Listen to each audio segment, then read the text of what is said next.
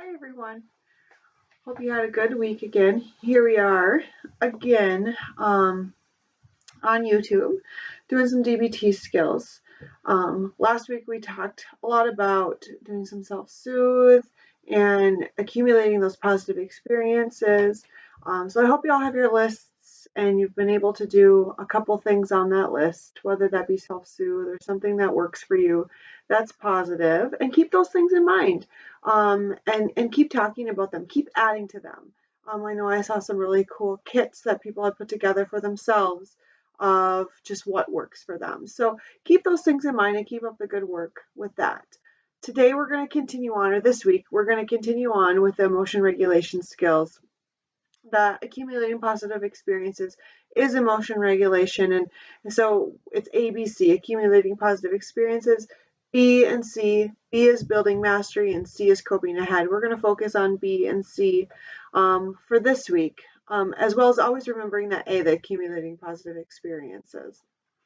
So the first thing, just making sure that you have your skills card, and think about some of the skills in addition to the ones that we went over last week, which ones you have used, and make sure you check in with your individual check-in about that. We want to be able to support you in using those skills. We know there's a lot of skill use out there amongst everybody that is in our group. So keep up the great work with that. If you need a copy of this, you can ask your individual therapist, and they can shoot you over an email with it. If you do need one sent to you another way, please just let one of us know, and we can get that over to you. So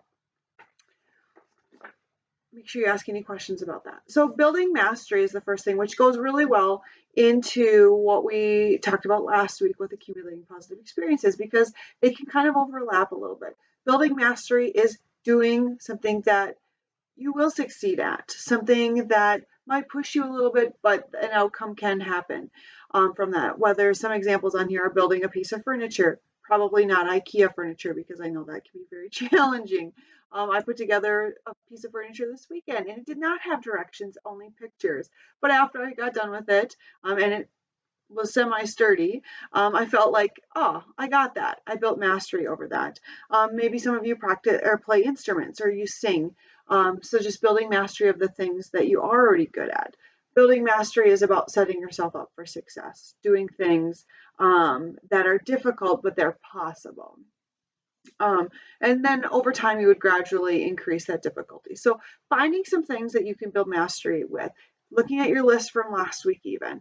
We can even build mastery with self-soothe, like things that help us soothe. We can build mastery and just using those over and over. So then when we are in a stressful situation, we're able to access that a little bit more easily. So building mastery is B. C is coping ahead. This is one that we work with clients a lot on, and with ourselves included, is coping ahead. Certainly we can't predict what's going to happen.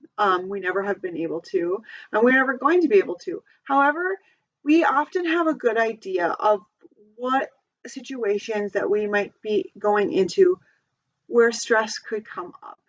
And so coping ahead, that skill is about thinking about the situations we might be entering into and creating a plan for that. The second sheet that we sent out this week that goes along with this is called Check the Facts and Problem Solving. This is a great kind of tool just to go through a situation and decide, is there some facts to it? And then how can I problem solve that? So the first thing that we do in coping ahead is we have to describe the problem and or the situation we might be entering into.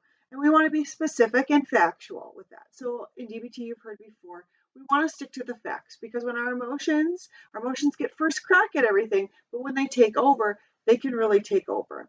So describing the situation with facts, and then naming the emotions that you might likely experience in that situation. So I'm going to go somewhere new for the first time. My facts would be where it is, what time it's going to be. I may have a good idea of what other people will be there, how long I need to be there. Those would be the facts. And then I can start to describe some emotions that might come up. So some emotions that might come up if I'm going to a new place, I might feel nervous. And so I know for me what nervous might feel like in my stomach, or my head might be spinning inside a little bit. But figuring out what those specific feelings feel like for you. I might be nervous, afraid, and I might feel like not going, avoiding. I might feel like I might have the urge to get there and run away. So thinking about what emotions in a certain experience you might likely experience. And then decide what DBT skills. So now we go all the way back to what we talk about each week is a skills card. Okay.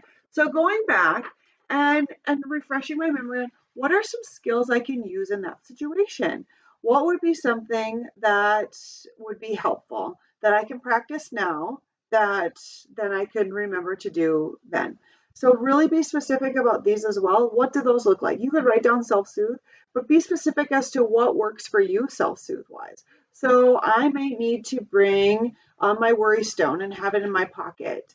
That might be something that I'm going to use if I start to feel that way.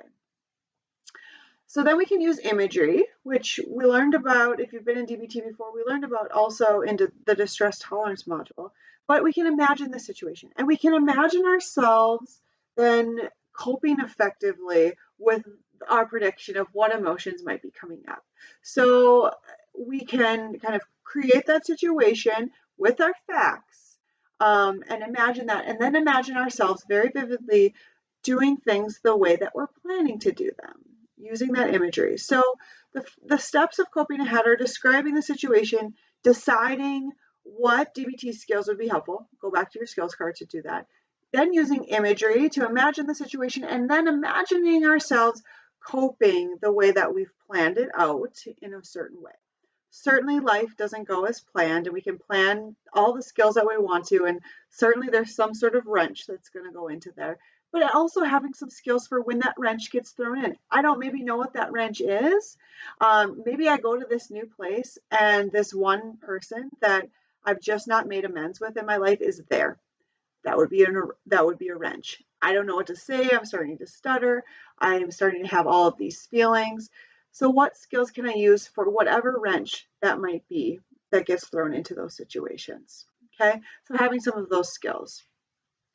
Make sure that if you have any questions on building mastery or coping ahead, you talk to your individual therapist during your check-in. And thinking about some situations that might be coming up that might be a little bit stressful that you can apply the coping ahead and the problem solving to. Thinking ahead to what you can do about that. Okay. The next skill I want to touch on today is called take out the trash. And this is an emotion regulation skill that has to do with some of those negative thoughts coming in. So even as we're thinking about building mastery, and doing positive experiences, those can bring about some more positive emotions. And certainly we're not blind to the fact that some negative thoughts come into our heads, especially when we're trying some new things or doing some stuff. And in DBT, we call these trash thoughts. And they really are emotions speaking to us and in a negative tone. And so you've all probably experienced just kind of that running, kind of that loop of some negative things that you may have thought of about yourself or maybe even about situations. So this is what the worksheet looks like. There's a trash can in the middle. You can use this any way that you want. Sometimes people will kind of write some of the trash thoughts like around this empty space or even in the trash can, doing that. I often will take some Post-it notes or some strips of paper and write those trash thoughts down because then I can do something with them. So I went ahead and did that. So if you guys want to grab some strips of paper, or maybe you have some Post-it notes or something like that, or if you have this worksheet printed out, go ahead and do that. So grab your supplies now, grab something to write with as well as some strips of paper. Push pause while you go do that, and then come on right back. So some trash thoughts that I wrote down today. One being, I'm so dumb for doing these videos. Just kind of that running thing of, gosh, this is so silly, Breanna. Like, this is so dumb. Another one is, I'm not smart enough. Another one's I'm such a screw up. Maybe you've thought that before. Um, the last one I put down for today is everyone else knows this. I'm so stupid. So we have these trash thoughts, and I like to have them kind of separate. So then what I get to do with these, before I do that, we're going to do something else, but I can take my shredder, if I have a shredder, and at the office, we often will just throw them right through the shredder, and knowing that they're gone. For today, I'm going to just take this and I'm going to rip it up a bunch. So that no longer, I can just kind of feel like that no longer is going to hang out with me today. Okay. But before I do that, I need to look at my trash thoughts because on the bottom of this sheet, we're talking about more helpful, challenging, or true statements that we might be able to write down. Because a lot of these are based on emotion and not fact at all. And so if I take the one that says everyone else knows this, I'm so stupid. A challenge that isn't just I'm so smart, like giving myself a pat on the back because if I'm in that emotional state, I'm probably not going to believe that. Okay. So one of my challenge thoughts would be sometimes I need to ask more questions and that's okay. Okay. So that would be a challenge thought. So now what I'm going to do is I'm going to get rid of this thought for the day. And I'm going to hold on to this other challenge thought that I thought of. That's a little bit more true. Okay. Um, I'm such a screw up. My challenge thought is I try hard on things and sometimes they don't go according to plan. And that's okay. Okay. I'm going to get rid of that thought for the day. Hold on to this one down here. I'm not smart enough. So I came up with a different example. If you're in school, and I hear this from a lot of my teens, I struggle with math and I have to remember that I'm a good writer. So that wouldn't mean that I'm not smart enough. That would just mean math is not my thing. And that's okay.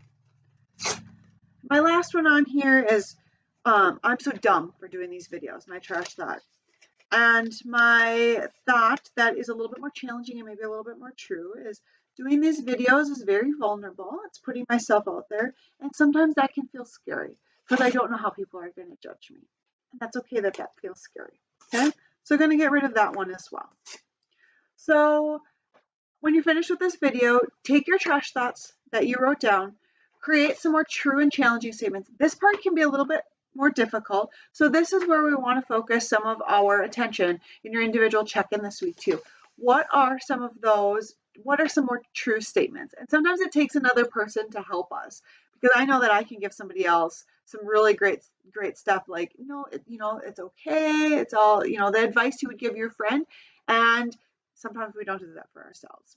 So take some time to write down those trash thoughts, get rid of them, rip them up, throw them away, shred them, whatever works for you, and hold on to these challenge statements, these more true statements that you are thinking of that they're going to take time to think about, but then make these the running ticker tape that goes through your head, the running ticker tape that says, I am good enough. Sometimes I struggle with things, and everybody struggles, and that's okay. So remembering those challenge statements for yourself. Okay. And the last thing that I want to leave you with today is I know a lot of you out there are really artistic, and some of you aren't, including myself. However, I don't think there's any such thing as non-creative people. We all just kind of create in our own way. But I'm struck by this emotion regulation image, and I want everybody just to kind of do something with it when you have a moment. So one of my favorites comics is this. Okay, you can see that, and it's just this guy. He's riding the waves, and this is the handout beginning for emotion regulation, and I think it just does a great job of demonstrating what that's like when emotions come. They're like big waves, and we have to surf them at times. So I challenge you this week to draw out, color out, paint out, write if that's more of your creative side. What does that look like? What do your emotions look like? What do they feel like? For me, this one does it for me. I might just even take this picture and color it. So what does that look like for your own emotions? So take some time to do that as well. So Again, this week check in with your individual check-in with our emotion regulation skills. If you have questions about anything that I went over, you can ask your individual therapist. You can always email myself, Breanna, Breanna, at bridginghopecounseling.com. Make sure you subscribe to our YouTube channel by clicking the little bell so you get notifications when a new video comes up. Again, we all at Bridging Hope appreciate you sticking with these DBT skills during this interesting, unprecedented time, and just your grace in knowing that this is how we're doing them for now, and that as soon as things change, that we definitely know that the group piece is so important. So we want to encourage you to use skills and continue to have hope. And I will talk with y'all next week. Enjoy your week and good luck with using the skills. Thanks.